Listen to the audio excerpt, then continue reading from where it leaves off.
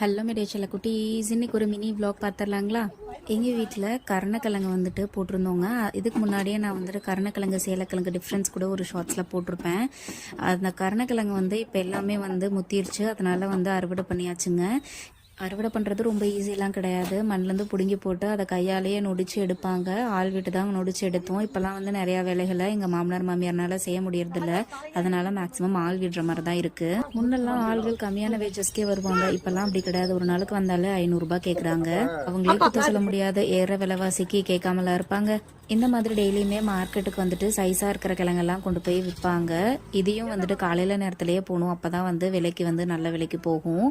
அப்படி இல்லாமல் இந்த மாதிரி சமைக்கிறதுக்கு பக்கத்தில் ரிலேட்டிவ்ஸ்லாம் வந்துட்டு அவங்களுக்கு தேவையான 10 கேஜி 20 கேஜின்னு சொல்லிட்டு வாங்கிட்டு போவாங்க. இந்த கிழங்கை விற்கிறதுக்கு எப்படி பிரிப்பாங்கன்னா, பெரிய கிழங்கு தனியாக, உருண்டைக்கிழங்கு தனியாக, பொடிக்கிழங்கு தனியாக, இந்த மாதிரி தான் பிரிப்பாங்க.